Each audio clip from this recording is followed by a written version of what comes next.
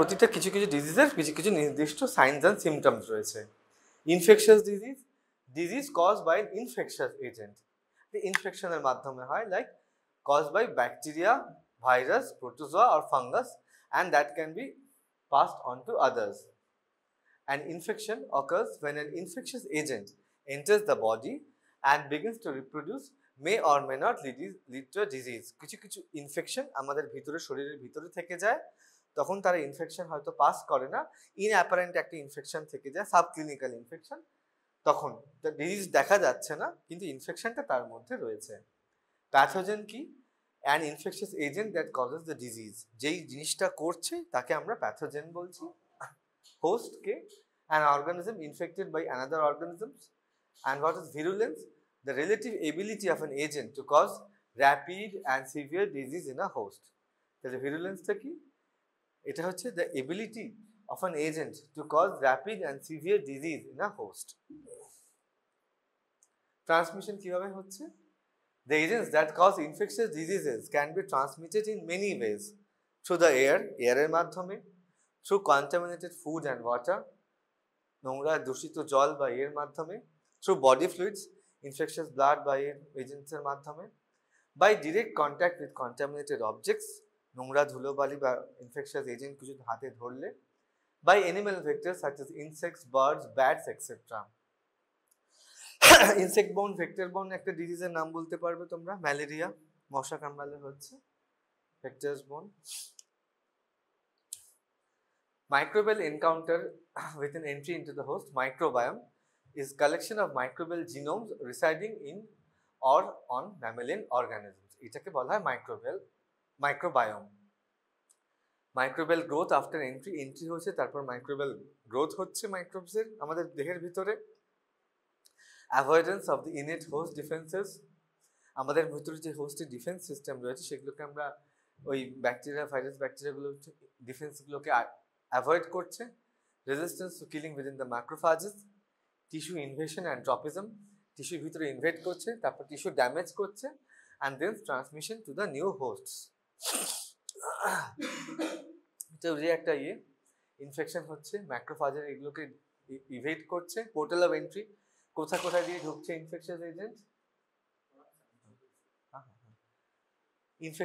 Infectious এজেন্টগুলো কোথা দিয়ে ঢুকছে? পোর্টাল অফ এন্ট্রিজ আর স্কিনের মাধ্যমে ইনফেকশন ঢুকছে। রেসপিরেটরি, নিঃশ্বাস প্রশ্বাসের মাধ্যমে আমাদের ইনফেকশন হতে পারে। এক্সাম্পল দাও একটা। Tuberculosis infectious agent. Respiratory. Gastrointestinal, কোনো একটা ইনফেকশাস ফুড খেলে আর কি হচ্ছে, ফুড পয়জনিং এর মাধ্যমে। আর জেনিটাল ইউরিনারি এপিথেলিয়া, ইউটিআই হচ্ছে ইউরিনারি এপিথেলিয়াম দিয়ে ইনফেকশনটা ঢুকছে, কখনো নার্ভ এন্ডিংসে যাচ্ছে, ম্যাক্রোফাজের ইভেড করছে, লিমফ্যাটিক্সে যাচ্ছে, ব্লাড স্ট্রিমে গিয়ে চতুর্দিকে আমাদের অর্গানসে গিয়ে চলে যাচ্ছে। লিভারে যখন যাচ্ছে কি করছে লিভারে এফেক্ট করার জিনিসগুলো? হেপাটাইটিস করতে পারে, hepatitis B, C, hepatitis viruses, yellow fever. Salivary গ্ল্যান্ডে যাচ্ছে, মাম্পস করছে, মাম্পস ভাইরাস। কিডনিতে যাচ্ছে, কিডনি যখন ইনফেকশন হচ্ছে সেটাকে আমরা বলছি পাইলোনেফ্রাইটিস। পোলিও ভাইরাস আমাদের ব্রেইনে গিয়ে অ্যাটাক করছে কি? পোলিওমাইলাইটিস। ফেজেস অফ ইনফেকশাস ডিজিজেস, কি ফেজ রয়েছে? Incubation period, the time between infection and the appearance of Cynos and symptoms. Infection হওয়ার থেকে তার যখন সাইনস অ্যান্ড সিমটমস অ্যাপিয়ার করছে সেইটাকে বলা হচ্ছে incubation period.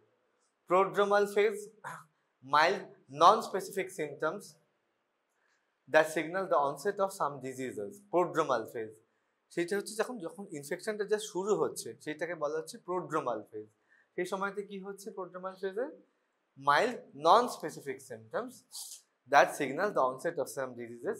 তারপর হচ্ছে একদম ক্লিনিক্যাল ফেজ, যে কোনো একটা ডিজিজ তার কিছু ক্লিনিক্যাল সাইনস অ্যান্ড সিমটমস রয়েছে। যেমন টিবিতে যেমন night sweats, fever with chills and rigor, ম্যালেরিয়াতে উইথ চিলস অ্যান্ড রাইগার। তার প্রতিটা ক্লিনিক্যাল ফেজে তার টিপিক্যাল কিছু সাইনস অ্যান্ড সিমটমস রয়েছে। তারপর ক্লিনিক্যাল ফেজে তোমার মানে অ্যাকিউট স্টেজের থেকে ক্রনিকে যেতে পারে, ডিক্লাইন করতে পারে, বা পেশেন্ট মারা যেতে পারে। ডিক্লাইন ফেজ হচ্ছে subsidence of symptoms. Recovery phase, symptoms have disappeared, tissues will heal and the body regains strength. Classification by duration, classification থেকে আমরা কিভাবে করতে পারি ইনফেকশনাস ডিজিজেস, ডিউরেশনের মাধ্যমে, লোকেশন আর টাইমিং এর মাধ্যমে। ডিউরেশনটা কি? Acute, develops and runs it course quickly, খুব অ্যাকিউট হবে হচ্ছে। Chronic, develops more slowly and is usually less severe but may persist for a long indefinite period of time. Chronic, latent, characterized by periods of no symptoms between outbreaks of illness. Latent মানে হচ্ছে কি লুকিয়ে থাকছে আমাদের বডির ভিতরে, তখন কিছু কিছু সময় থেকে পিরিয়ডসে কোনো সিমটম থাকছে না, বিটুইন আউটব্রেকস অফ ইলনেস, আর মাঝে মাঝে আউটব্রেক হচ্ছে এটার। কেমন? By location, local, confined to specific area of the body, and systemic. Local হচ্ছে লোকাল ইনফেকশন, শুধু একটা হাতে বা পায়ে কোনো একটা অর্গানসে হয়েছে। সিস্টেমিক, পুরো সারা বডিতে ছড়িয়ে গেছে। আর generalise illness that infects most of the body with pathogens distributed widely in tissues. তাহলে ডিউরেশনের মধ্যে দেখছি আমরা অ্যাকিউট, যেটা একদম অ্যাকিউট ভাবে হচ্ছে, ক্রনিক অনেক লম্বা সময় ধরে হচ্ছে, লেটেন্ট যেটা সাবক্লিনিক্যাল রয়েছে, সিমটমস অত বোঝা যাচ্ছে না। লোকেশন, লোকাল অ্যান্ড সিস্টেমিক, যেটা সারা বডিতে ছড়িয়ে পড়েছে। Timing, primary, initial infection in a previously healthy person. Primary infection হচ্ছে একটা হেলদি পারসন ছিলাম আমরা, তার মধ্যে একটা প্রথম ইনফেকশন হয়েছে, প্রাইমারি। সেকেন্ডারি হচ্ছে infection that occurs in a person weakened by primary infection, এটা হচ্ছে সেকেন্ডারি। এটা হচ্ছে জাস্ট ওই ভাইরাস ব্যাকটেরিয়া এগুলোকে কিরকম ভাবে করে। প্রায়ন রয়েছে, প্রায়ন প্রোটিনস, সেইটা কি ডিজিজ করে? ক্রাইডোফেল জ্যাকব ভাইরাস, এক্সাম্পল হচ্ছে পোলিও ভাইরাস, করে হচ্ছে পোলিওমাইলাইটিস। ব্যাকটেরিয়া, যেটা আমরা মেইন পড়বো প্রথমে, ইন্ট্রাসেলুলার বা এক্সট্রাসেলুলার বা এরকম হয়, লাইক ক্ল্যামাইডিয়া, ট্রাকোমাটিস, স্ট্রেপ্টোককাস নিউমোনিয়া করে, মাইকোব্যাকটেরিয়াম টিউবারকুলোসিস করে। আর ফাঙ্গাই, ফাঙ্গাই হলো, এতে সাইজগুলো দেয়া রয়েছে, সব থেকে ছোট হচ্ছে prion. Prions are infectious protein particles. Prion protein কি করে disease? Creutzfeldt Jakob disease. Viruses, তারপর হচ্ছে ভাইরাসেস। প্রায়ন আর ভাইরাসেস কিন্তু আমরা নর্মাল এতে দেখতে পাই না, আমরা তা দেখার জন্য ইলেকট্রন মাইক্রোস্কোপি লাগে। তারপরে একটু বড় হচ্ছে ব্যাকটেরিয়া। ব্যাকটেরিয়া আমরা লাইট মাইক্রোস্কোপে দেখতে পারি, যেটা আমরা নিয়ে পড়াশোনা করবো এবার পরবর্তী ক্লাসগুলোতে। Bacteria can be intracellular or extracellular. Examples রয়েছে chlamydia, streptococcus pneumonia, Mycobacterium tuberculosis. তারপরে হচ্ছে ফাঙ্গাই। ফাঙ্গাই সাইজটা অনেকটা বড়, 2 থেকে 200 micron. They are extracellular like Candida albicans, thrush করে। Facultative intercellular like Histoplasma capsulatum, histoplasmosis করছে। Protozoa extracellular, Trypanosoma gambiense causing sleeping sickness. Intracellular like Trypanosoma cruzi causing Chagas disease. Helminth, these are extracellular urinary bankruptcy করে কি filariasis করে। আচ্ছা, এরপর হচ্ছে যে approach. একটা অ্যাকিউটলি ইনফেক্টেড ফেব্রাইল পেশেন্টকে আমরা কি করব? প্রথমে হচ্ছে ফিজিক্যাল এক্সামিনেশন করা হবে একটা ইমিডিয়েট অ্যাসেসমেন্টের জন্য। হিস্ট্রি নেব, presenting symptoms are frequently non specific, exposure history, social history, dietary habits, কোনো অ্যানিমাল এক্সপোজার হয়েছে কিনা, travel history, host specific factors. তারপর হচ্ছে ফিজিক্যাল এক্সামিনেশন নেব, তার সমস্ত আর তারপর হচ্ছে ডায়াগনস্টিক ওয়ার্কআপ ল্যাবরেটরিতে। তারপর হচ্ছে স্পেসিমেন কালেকশন। একটা পেশেন্ট এলো, তাকে আমরা তার প্রথমে ফিজিক্যাল এক্সামিনেশন করলাম, তার হিস্ট্রি নিলাম, তারপরে আমরা তার স্যাম্পল নিলাম। স্পেসিমেন কালেকশন কিরকম ভাবে স্পেসিমেন নেব আমরা সেরকম দেখি। প্রথমে যেই কথাটা মাথায় রাখতে হবে সেটা হচ্ছে স্পেসিমেন্স গুলো কিন্তু অ্যাডিকুয়েট হতে হবে। Specimens are collected on the basis of signs and symptoms and should be representative of the disease. And specimen ধরো কাফ নিয়ে এসছে, তাহলে তার কি নেব আমরা? স্পুটাম নেব। ইউরিনারি ট্র্যাক্ট ইনফেকশন নিয়ে এসছে, তাহলে তার ইউরিন নেব। ব্লাড স্ট্রিম ইনফেকশন, পুরো একটা ফিভার নিয়ে এসছে, তাহলে তার ব্লাড নেব, ব্লাড স্ট্রিম ইনফেকশন। তাই সাইন্স এন্ড স্পেসিফিক অনুযায়ী নেব। ইউটিআই পেশেন্টে শুধু তুমি স্পুটাম নেবে না, ঠিক আছে? যার যেটা হয়েছে সেই অনুযায়ী স্পেসিফিক সিমটম স্যাম্পল নিতে হবে আমাদেরকে। কেমন? মেনিনজাইটিস হয়েছে, তাহলে কি নেব? সিএসএফ নেব। একদম যেটা তার হয়েছে সেই অনুযায়ী একটা স্পেসিফিক স্যাম্পল নিতে হবে আমার। যেই পেশেন্টে যেটা হয়েছে সেটা। টাইফয়েড হয়েছে, ব্লাড নেব, ব্লাড, ইউরিয়া, স্টুল কালচার এগুলো নেব। Contamination must be avoided by using only sterile equipment and aseptic precautions. Sterile ইকুইপমেন্টে নেব এবং প্রতিটা পুরো অ্যাসেপ্টিক প্রিকশনস মেনটেন করে তবেই নেব। The specimen must be taken to the laboratory and examined promptly. Special transport media may be helpful. তাড়াতাড়ি specimen নিলাম, প্রপার ওয়েতে কালেক্ট করলাম, তারপর সেটাকে আমরা ট্রান্সপোর্ট মিডিয়াতে কিছু করে নিয়ে তাড়াতাড়ি ল্যাবরেটরিতে নিয়ে গেলাম। ঠিক আছে? And meaningful specimens to diagnose bacterial infections must be secured before antimicrobial drugs are administered.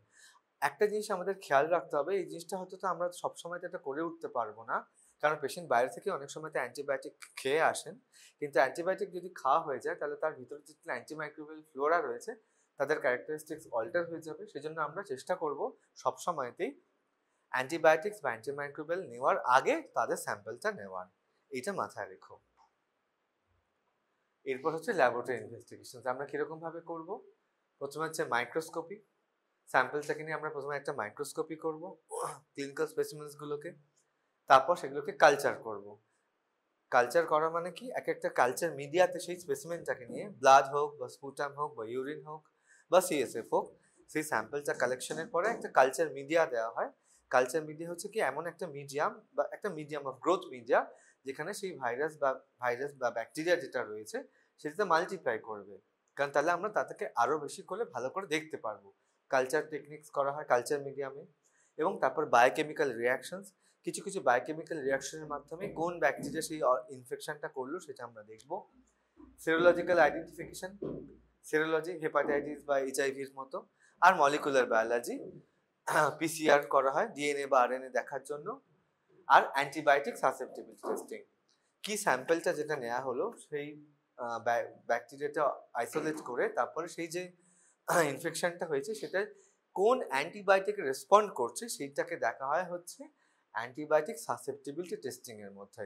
এই জিনিসটা না করলে পুরো জিনিসটা যেটা আমরা কালচার করলাম একটা রিপোর্ট, সেটা কিন্তু কমপ্লিট হচ্ছে না। তুমি একটা ধরো লিখে দিলে urine for culture, urine culture করে আমি লিখে পাঠিয়ে দিলাম যে এই ইউরিনে ইকোলাই আছে। ইকোলাই তো হ্যাঁ ঠিক আছে, তুমি বুঝলে আমি বুঝলাম, কিন্তু পেশেন্টের তো কিছু লাভ হলো না। পেশেন্টের একটা করতে হবে কি, এই ইকোলাই যে ব্যাকটেরিয়াটা হয়েছে সেটা কোন অ্যান্টিবায়োটিকে রেসপন্ড করছে।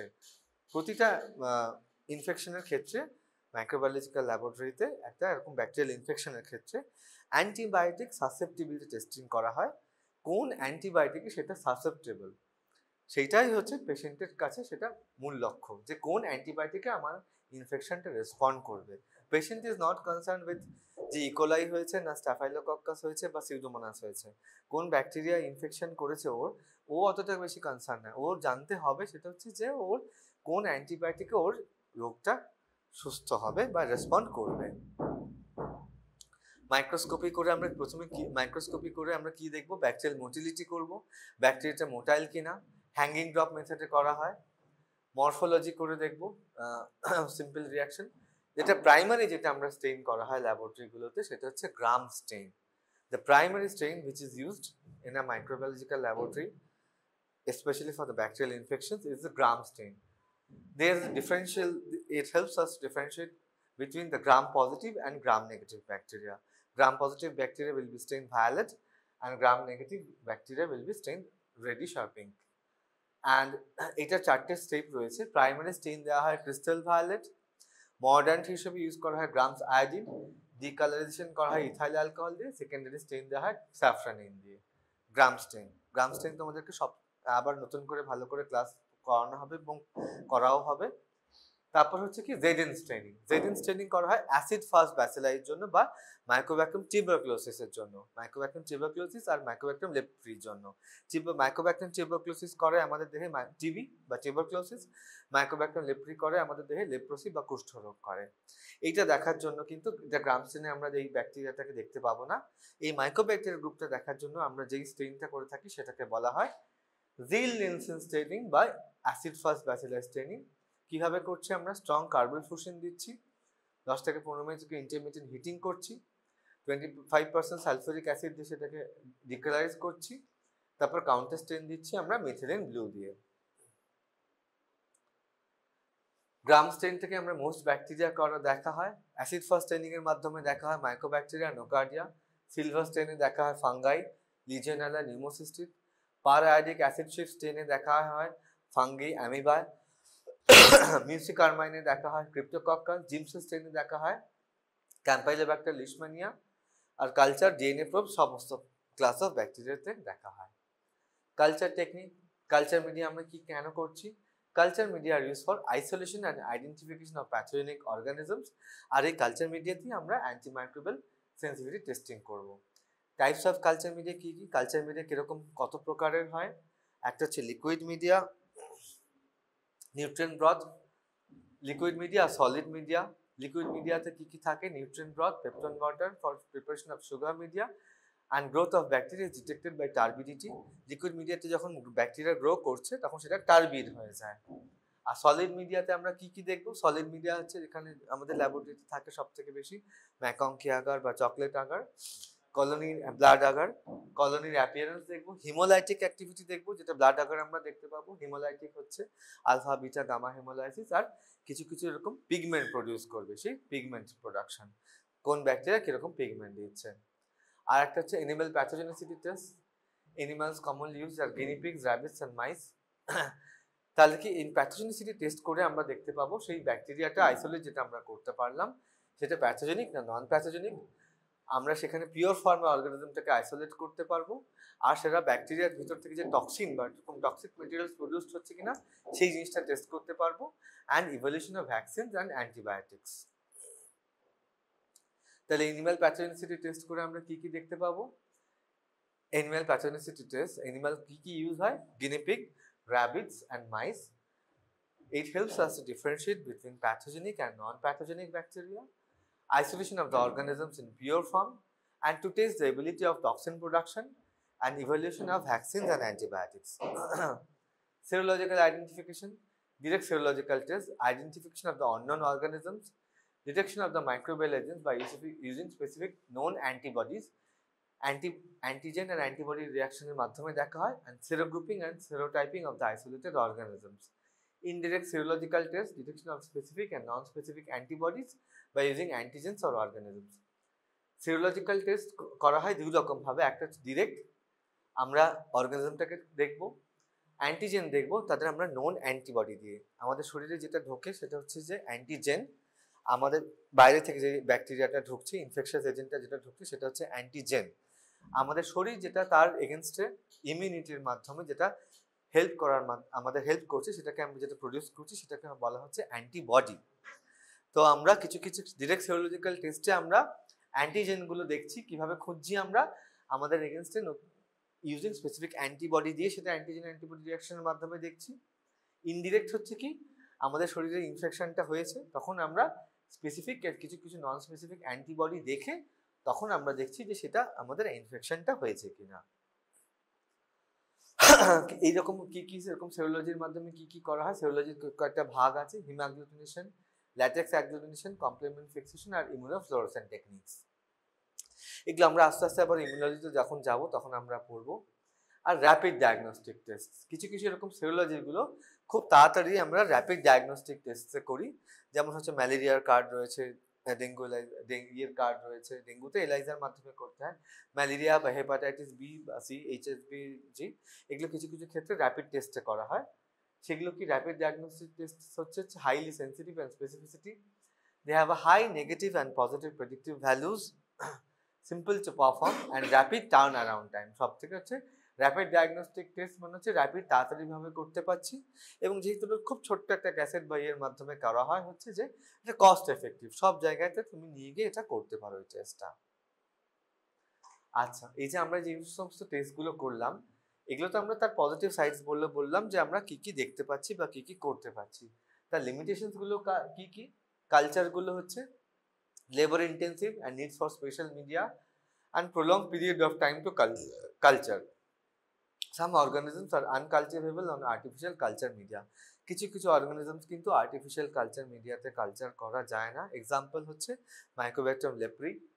তারপর হচ্ছে যে prolong period of time to culture, কিছু কিছু ব্যাকটেরিয়াগুলো ফাস্ট গ্রোয়িং যেগুলো সাধারণত 48 ঘন্টার মধ্যে হয়ে যায়, কিন্তু কিছু কিছু স্লো গ্রোয়িং ব্যাকটেরিয়া রয়েছে সেগুলো অত তাড়াতাড়ি কালচার করা যায় না, এবং কিছু কিছু ব্যাকটেরিয়াগুলো তাও সাধারণত আমরা যে সমস্ত প্যাথোজেনিক ব্যাকটেরিয়াগুলো পাই সেগুলোকে আমরা 48 আওয়ার্সের মধ্যে 24 আওয়ার্স একটা ওভারনাইট গ্রোথ দেয় এবং তার এগেনস্টে আবার 48 আওয়ার্সের মধ্যে অ্যান্টিমাইক্রোবিয়াল সাসেপ্টিবিলিটি টেস্টিং করে আমরা তার রিপোর্ট ছেড়ে দিতে পারি 48 আওয়ার্সের মধ্যে। কিন্তু যেগুলো আমাদের দেখে ফাঙ্গাস রয়েছে, ফাঙ্গাসগুলো কিন্তু সাধারণত গ্রো করতে একটু অনেক সময় নেয়, 6 থেকে 8 সপ্তাহ। প্লাস মাইক্রোব্যাকটেরিয়াম টিউবারকুলোসিস, ওটা এলজে মিডিয়াতে গ্রো করে, ওটারও অনেক সময় লাগে, 6 থেকে 8 সপ্তাহ। সেগুলো তাহলে অনেকটা সময় লেগে যায়। আর এগুলো ডেফিনেটলি একটা পোটেনশিয়াল হেলথ হ্যাজার্ড। এই কালচার মিডিয়াতে যখন রয়েছে ল্যাবরেটরিতে, তাদের রাখার জন্য একটা আলাদা ইনকিউবেটর রাখতে হয় এবং সেগুলো যখন হ্যান্ডেল করছো স্পেসিফিক প্রিকশনস নিতে হয়। These are potential health hazards. আর অ্যান্টিজেন ডিটেকশন টেস্টের ক্ষেত্রে negative test require confirmation. Negative test থাকে সেটাকে কনফার্ম করতে হয়, and this is affected by poor specimen collection and low microbe burden. Serology হচ্ছে not helpful during early stage of infection and not quite useful in immunocompromised patients. Immunocompromised patients এর ক্ষেত্রে antibody এই সমস্ত reactions গুলো ঠিক মতো করে হয় না, তাদের লেভেলস গুলো অনেকটা অল্টার করে, সেগুলো আমরা আস্তে আস্তে পরে জানবো। সেই জন্য ইমিউনোকম্প্রোমাইজ পেশেন্টস এর ক্ষেত্রে সেরোলজিটা কিন্তু খুব একটা গ্রহণযোগ্য নয়। মলিকুলার বায়োলজিতে রয়েছে জেনেটিক প্রোবস, ডিএনএ আর আরএনএ প্রোবস। এগুলো কি করে? Detection of a segment of a DNA or sequence in an unknown organism using a labelled probe. Probe মানে কি? প্রোব হচ্ছে যে consists of a specific short sequence of labelled single stranded DNA or RNA that forms strong covalently bonded hybrid with specific complementary strand of nucleic acid of organism in the question. Probe মানে হচ্ছে যেটা আমরা খুঁজছি, যেটা আর কি দিয়ে, সেটাতে কি থাকছে? একটা লেবেল করা সিঙ্গল স্ট্র্যান্ডেড ডিএনএ বা আরএনএ থাকছে, যেটা হচ্ছে একটা তার এগেনস্টে যেটা কমপ্লিমেন্টারি যেটা স্ট্র্যান্ড অফ নিউক্লিক অ্যাসিড ছিল, যেই অর্গানিজমটা আমরা খুঁজছি তার এগেনস্টে একটা specific short sequence of label করা ডিএনএ আর আরএনএ থাকছে। ডিএনএ আর আরএনএ গিয়ে সেই প্রোবের সাথে গিয়ে লাগছে, যদি সেই অর্গানিজমটা থাকে তখন গিয়ে তারা সেই রিয়াকশন করছে, তখন আমরা সেটাকে দেখতে পাচ্ছি। এটাকে করা হয় সাধারণত পিসিআর এর মাধ্যমে। পিসিআরটা কি? amplification of a short sequence of target DNA and RNA and then it is detected by a labeled probe. একটা যেটা আমরা সিকোয়েন্স মানে ভাবছি একটা টার্গেট, আমরা ধরো টিবি ক্ষেত্রে MTB64 অ্যান্টিজেন আমরা ডিটেক্ট করছি, একটা সিকোয়েন্সের short sequence of target DNA আর আরএনএ হয়েছে, সেটাকে আমরা অ্যাম্পলিফাই করছি, তারপর সেটাকে আমরা ডিটেক্ট করছি বাই আ লেবেলড প্রোব। আর কি রয়েছে এরকম molecular biology technique? Plasmid profile analysis, isolation of plasmids from the bacteria and determination of their size and number compared with the standard strains by agarose gel electrophoresis. তাহলে মানে কি?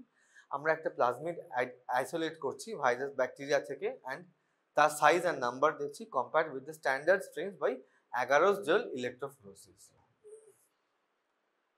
Molecular diagnostic techniques most widely used হচ্ছে PCR, high sensitivity and specificity and diversity. Nucleic acid probes কিন্তু সাধারণত DNA কে amplify করে না। Other uses of molecular diagnostics: viral load monitoring, viral genotyping, bacterial resistance detection and bacterial genotyping. Viral একটা molecular diagnostic টেস্টে আর কি কি use রয়েছে? ভাইরালের load monitoring. একটা ভাইরাস আমাদেরকে দেহে অ্যাটাক করেছে, ধরো এইচআইভি, তার সেটা ভাইরাসটা কতটা রয়েছে, শুনছো? ভাইরাসটা কতটা রয়েছে সেটা আমরা লোডটা মনিটর করব, ভাইরাসের জেনোটাইপিং করব, ব্যাকটেরিয়াল রেজিস্ট্যান্স কিনা কোনো কিছু ইয়ের ক্ষেত্রে সেটা তার রেজিস্ট্যান্স ডিটেক্ট করব। যেমন আমরা মাইক্রোব্যাকটেরিয়াম টিউবারকুলোসিসের ক্ষেত্রে তার এগেনস্টে যে সমস্ত কমন ড্রাগস দেওয়া হয়, যেমন রিফাম্পিসিন বা সেই রিফাম্পিসিনের এগেনস্টে সেই ব্যাকটেরিয়াটা বা মাইক্রোব্যাকটেরিয়াম টিউবারকুলোসিসের সেই জিনটা রেজিস্ট্যান্স কিনা সেই পেশেন্টের মধ্যে, সেটা আমরা দেখি। তো ব্যাকটেরিয়াল রেজিস্ট্যান্স আমরা ডিটেক্ট করতে পারি এই পিসিআর মলিকুলার ডায়াগনস্টিক টেস্টের মাধ্যমে। আর ব্যাকটেরিয়াল জেনোটাইপিং, তার মানে তাহলে আমরা কি কি করতে পারছি? বোথ ভাইরাস অ্যান্ড ব্যাকটেরিয়ার জেনোটাইপিং করতে পারছি, ভাইরাসের কতটা লোড রয়েছে ইনফেক্টিভ সেটা দেখতে পাচ্ছি, যে কতটা ইনফেকশন আমার মধ্যে রয়েছে, আর যেই ব্যাকটেরিয়াটা আমার মধ্যে রয়েছে সেই ব্যাকটেরিয়া কোন ড্রাগসের রেজিস্ট্যান্ট সেটাও আমরা দেখতে পারি। Antimicrobial susceptibility testing. Identification of a bacterial isolate from a patient provides the guidance in the choice of an appropriate antibiotic for treatment. তাহলে এএসটিটা কি? একটা ব্যাকটেরিয়াল আইসোলেট পেলাম আমরা পেশেন্টের থেকে, provides a guidance in choice of an appropriate antibiotic for treatment. আমরা তার প্রতিটা স্যাম্পলের এগেনস্টে আইসোলেটেড স্যাম্পলের এগেনস্টে আমরা একটা প্যানেল থাকে, যেটা গ্রাম পজিটিভ ব্যাকটেরিয়ার ক্ষেত্রে এই অ্যান্টিবায়োটিকগুলো বসাবো, গ্রাম নেগেটিভ অ্যান্টিবায়োটিকের ক্ষেত্রে এই অ্যান্টিবায়োটিকগুলো বসাবো। সেগুলো আমরা তারপরে অ্যান্টিবায়োটিক সাসেপ্টিবিলিটি টেস্টিং করে দেখবো যে সেই স্যাম্পলটা কোন কোন অ্যান্টিবায়োটিকে সেন্সিটিভ বা কোন কোন অ্যান্টিবায়োটিকে রেজিস্ট্যান্ট। এই জিনিসটাকে বলা হয়, টেস্টটাকে বলা হয় antimicrobial susceptibility testing. Many bacterial species are not uniformly susceptible to a particular antibacterial compound. তুমি একটা পেশেন্টের থেকে ইকোলাই পেয়েছো, ও একটা স্নেহাও একটা পেশেন্টের থেকে ইকোলাই পেয়েছে, তার দুটো ইকোলাই কিন্তু যে একই অ্যান্টিবায়োটিকের যে সেন্সিটিভ হবে তা নয়। তার সেন্সিটিভিটি রিপোর্ট করে আমাদের দেখতে হবে যে তোমারটা ধরো সেফট্রাক্সনের সেন্সিটিভ, ওইটা ধরো সেফট্রাক্সনের রেজিস্ট্যান্ট হলো, কলিস্টিনের সেন্সিটিভ হলো, সেইটা আমাদের কিন্তু সেন্সিটিভিটি রিপোর্ট করে দেখতে হবে। This is particularly evident among the Enterobacteriaceae group, Staphylococcus and Pseudomonas. The wide variation in susceptibility and the high frequencies of drug resistance among strains in many bacterial species necessitates the determination of levels of resistance and susceptibility as a basis for the selection of the proper antibiotic for chemotherapy. এই যে সাধারণত যে সমস্ত যে susceptibility যে একটা wide variation, প্রতিটা জিনিস একটা আইসোলেটেড থেকে এক ধরনের সেন্সিটিভিটি, এইটার এক ধরনের সেন্সিটিভিটি, এইটা এক ধরনের সেন্সিটিভিটি। তুমি ধরো যে ইকোলাইটা পেলে সেটা এই ড্রাগসের সাসেপ্টেবল, ও যে ইকোলাইটা পেয়েছে স্নেহা সেটা এই ড্রাগসের সাসেপ্টেবল, এই ড্রাগগুলো রেজিস্ট্যান্স, এগুলো কিন্তু ওয়াইডলি ভ্যারি করে। সেই জন্য আমাদের যাতে অ্যান্টিবায়োটিক, আমরা যদি একটা গড়পড়তে একটা এমপেথিক্যাল অ্যান্টিবায়োটিক দিয়ে দিই, সাধারণত আমাদের হয়তো কিছু কিছু ক্ষেত্রে দিতে হয়, কিন্তু সেগুলো যদি আমরা ঠিক মতো করে না দিই তাহলে কিন্তু আমাদের ড্রাগ রেজিস্ট্যান্সটাকে আমরা আরো বেশি প্রপাগেট করব। ড্রাগ রেজিস্ট্যান্স তোমরা জেনে রাখবে will be one of the leading causes of death. তাহলে ড্রাগ রেজিস্ট্যান্স হলে কি হবে, পরে আর সেই ইনফেকশনে সেই পেশেন্টটাকে ড্রাগটা কাজ করবে না। So drug resistance is rapidly increasing now in India. So we have to be very careful while prescribing antibiotics. একদম খুব জেনে শুনি জুডিশিয়াসলি অ্যান্টিবায়োটিক আমরা ইউজ করব। কোনো ভাইরাল ইনফেকশনের ক্ষেত্রে যে সমস্ত সাধারণত সর্দি কাশি জ্বর এগুলো আমাদের হয়ে থাকে, তোমরা দেখবে যে আমাদের সাধারণ মানুষজন আমাদের ওষুধের দোকানে গিয়ে বলছে সর্দি বা জ্বর হয়েছে, একটা অ্যান্টিবায়োটিক দিন। অ্যান্টিবায়োটিক সেগুলো কিন্তু কারোরই কোনো ব্যাকটেরিয়াল ইনফেকশন হয়নি, ভাইরাল একটা ইনফেকশন হয়েছে, নর্মাল পিরিয়ডেই তারা সেটা কমে যাবে। কখনো এরকম ইনজুডিশিয়াস ইউজ অফ অ্যান্টিবায়োটিক্স করার কথা নয়। আমরা অ্যান্টিমাইক্রোবিয়াল স্টিওয়ারশিপে সেগুলো আস্তে আস্তে আসবো। এখন আমরা শুধু জেনে রাখছি যে আমরা চেষ্টা করবো যে প্রতিটা ক্ষেত্রেই প্রপার অ্যান্টিমাইক্রোবিয়াল সেন্সিটিভিটি টেস্ট করে তারপরে আমরা অ্যান্টিবায়োটিক প্রেসক্রাইব করব। তিন ভাবে করা যায়, একটা হচ্ছে মিনিমাম ইনহিবিটরি কনসেন্ট্রেশন, একটা হচ্ছে ডিস্ক ডিফিউশন মেথড, আর একটা হচ্ছে minimum bacterial concentration. Empirical antibiotic এখানে জাস্ট মানে দেওয়া হয়েছে, সেপটিক শকে করে হচ্ছে সিউডোমোনাস, ট্রিটমেন্ট সাধারণত হচ্ছে ভ্যাঙ্কোমাইসিন, স্ট্রেপ্টোককাস নিউমোনি যদি করে হিমোফাইলাস ইনফ্লুয়েঞ্জা বা নেজিরিয়া মেনিনজাইটিস, ড্রাগ দেওয়া হয় সেফট্রাক্সন বা ভ্যাঙ্কোমাইসিন। সেপসিস যদি করে স্কিন ফাইনিং, মেনিঙ্গোককিয়ামিয়া, নেজিরিয়া মেনিনজাইটিস, পেনিসিলিন বা সেফট্রাক্সন দেওয়া হয়। Rocky mountain spotted fever doxycycline দেওয়া হয়, সেফট্রাক্সন, ভ্যাঙ্কোমাইসিন, এগুলো অনেকগুলো ক্ষেত্রে দেওয়া হয়। এগুলো আমরা আস্তে আস্তে আবার পড়তে থাকবো। প্রিভেনশন কি? Every disease has certain weak points and susceptible to attack. The basic approach হচ্ছে কি, in controlling the disease is to identify these weak points and break the weakest link in the chains of transmission. আমরা chain of transmission weakest লিঙ্কটাকে ভেঙে ফেলবো। Breaking the chain of transmission কিভাবে আমরা দেখতে পারি? এই যে প্রথম যেটা হচ্ছে সেটা হচ্ছে ইনফেকশাস এজেন্ট। ইনফেকশাস এজেন্ট হচ্ছে এরকম কয় প্রকার, ভাইরাস, ব্যাকটেরিয়া, রিকেটসি আর প্রোটোজোয়া। তারপর হচ্ছে যে রিজার্ভার্স অফ রিজার্ভার মানে হচ্ছে যেখানে এরা মাল্টিপ্লাই করছে। পিপল, ইকুইপমেন্ট আর ওয়াটার, এইখানে আমরা কি করব, রিজার্ভারটাকে ব্রেক করতে পারি যেখানে এরা মাল্টিপ্লাই করছে। কিভাবে করব? সেই ওয়াটার বা পিপল ইকুইপমেন্টস গুলোকে, নোংরা একরকম ইকুইপমেন্ট রয়েছে সেগুলোকে properly environmental sanitation, water disinfection, sterilization of the equipment. Sterilization of the equipments মানে হচ্ছে ইকুইপমেন্টস গুলোকে পরিষ্কার করা, স্যানিটেশন এনভায়রনমেন্টকে পরিষ্কার করা। তারপর পোর্টাল অফ সাসেপ্টিবল হোস্ট, ইমিউনোসাপ্রেশন হলে সাধারণত হচ্ছে যে ইমিউনিটি আমাদের কম রয়েছে, সেইখানে সেই হোস্টে বেশি ঢুকতে পারে। ডায়াবেটিস, সার্জারি, বার্নস বা কার্ডিওপালমোনারি হাই রিস্ক পেশেন্ট দেখে সেগুলোকে treatment of the underlying disease করতে পারি আমরা। তারপর হচ্ছে পোর্টাল অফ এন্ট্রি, যেখান দিয়ে ঢোকে সেই ব্যাকটেরিয়াগুলো বা ফাঙ্গাসগুলো বা ভাইরাসগুলো। ব্রোকেন স্কিন দেখবো যাতে আমরা সেটা কভার থাকে কোনো একটা ইনফেকশন হলে। উন্ড কেয়ার নিতে হবে। একটা ঘা হয়েছে বা একটা কেটে গেছে, সেটা উন্ডের প্রপার কেয়ার নিতে হবে, সেখানে যে যাতে ব্যাকটেরিয়া বা ভাইরাস যাতে না ঢোকে, ইনফেকশন না হয়। ইউরিনারি ক্যাথেটার করেছি, সেই ক্যাথেটার দিয়ে ঢুকতে পারে, ইউটিআই করতে পারে, সেই ক্যাথেটার প্রপার ক্যাথেটার কেয়ার করতে হবে। অ্যাসেপটিক টেকনিক ইউজ করতে হবে। Direct contacts, means of transmission কিভাবে হচ্ছে, ইনজেকশন, ফোমাইড, এয়ারবর্ন আর ডিরেক্ট কন্ট্যাক্ট। স্টেরিলাইজেশন করব, প্রপারলি হ্যান্ড ওয়াশ করব, air food handling, properly food handles করব, এয়ার ফ্লোটাকে কন্ট্রোল করব, এয়ারটাকে ঠিক আছে কিনা সেটা আমরা দেখব। Portal of exit, control exit, সর্দি একটা পেশেন্ট যেহেতু সর্দি কাশি এরকম হাঁচি দিচ্ছে, তাদের সেইগুলোকে দেখব। Control of excretion and secretion, hand washing, properly attire করবো, ইনফেক্টেড পেশেন্টকে মাস্ক পরাবো, আর তাদের সেই সমস্ত পেশেন্টসগুলো যারা ওয়েস্ট মেটেরিয়ালসগুলোকে properly trash and waste disposal করব। ঠিক আছে, এই চেইনসগুলোকে ভাঙতে পারলেই হচ্ছে সমস্ত এই চেইনগুলোকে ইনভলভ করতে সমস্ত হেলথ প্রফেশনালদেরকে আমাকে ইনভলভ করতে হবে, ইনক্লুডিং আস। এই চেইনস অফ ট্রান্সমিশনসগুলোকে ভাঙতে পারলেই হচ্ছে আমরা ইনফেকশাস ডিজিজকে আমরা প্রিভেন্ট করতে পারবো। ইনফেকশাস ডিজিজের সবার আগে তো ট্রিটমেন্ট তো ঠিক আছে, তার আগে তো আমাদেরকে চেষ্টা করতে হবে সেটাকে চেইন অফ ট্রান্সমিশনটা বন্ধ করে যাতে আমরা প্রিভেন্ট করতে পারি। তার মানে হচ্ছে যে এইগুলো ইনফেকশাস এজেন্ট সেখানে সাসেপ্টেবল হোস্টে যাচ্ছে, রিজার্ভার তারা কোথায় মাল্টিপ্লাই করছে, পোর্টাল অফ এন্ট্রি, ট্রান্সমিশন কিভাবে ঢুকছে, আর পোর্টাল অফ এক্সিট, এই সমস্ত যে সমস্ত চেইনসগুলো রয়েছে এই চেইনসগুলোকে আমাদেরকে আটকাতে হবে। কেমন মাথায় থাকবে? Early diagnosis, the first stage হচ্ছে কি র্যাপিড আইডেন্টিফিকেশন করতে হবে।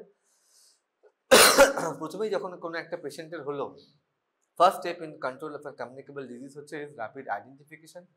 Notification. Once an infectious disease has been detected, it should be notified to the local health authority whose responsibility is to put into operation control measures including the provision of medical care to the patients perhaps in a hospital. প্রথমে আমাদেরকে identify করতে হবে, তারপর সেটাকে notify করতে হবে তাদের health অথরিটিসকে। আর হচ্ছে এপিডেমিওলজিক্যাল ইনভেস্টিগেশন আর আইসোলেশন।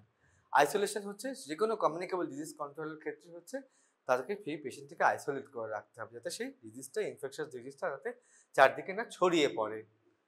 ডিফিনিশন একটা রয়েছে, separation for a period of কমিউনিকেবিলিটি of infected persons or animals from others in such places or under such conditions as to prevent or limit the direct or indirect transmission of the infectious agent from those infected to those who are susceptible or who may spread the agent to the others. তাকে একটা isolate করে রাখার একটা জায়গাতে যাতে সেই ইনফেকশনটা তার অন্য জায়গা থেকে না ছড়িয়ে পড়ে, অন্যদেরকে যাতে তারা হার্ম না করে। আর তারপর হচ্ছে treatment. The object of treatment is to kill the infectious agent when it is still in the reservoir. তার ভিতরে যখন রয়েছে তার ভিতরেই তখন থেকেই সেটাকে মেরে ফেলা। Treatment reduces the communicability of the disease, cuts short the duration of illness and prevents the development of secondary cases. Treatment is also extended to the carriers. Treatment আমরা কেন করছি? যখন সেটা আমাদের দেহের ভিতর রয়েছে, সেই রিজার্ভারের মধ্যে রয়েছে, চারদিকে ছড়িয়ে পড়ার আগে বা ডিসেমিনেটেড হয়ে যাওয়ার আগে তাতে আমরা সেটাকে ট্রিটমেন্ট করে ইনফেকশন এজেন্টটাকে মেরে ফেলছি। কমিউনিকেশনটাকে ডিজিজে যেটা না ছড়িয়ে যায় সেইটাকে কাট করছি। Cut short the duration of ইলনেসের সময়টাকে কমিয়ে দিচ্ছে, and prevents the development of secondary cases. Quarantine করছি। কোয়ারেন্টাইন হচ্ছে restrictions on the healthy contacts of an infection.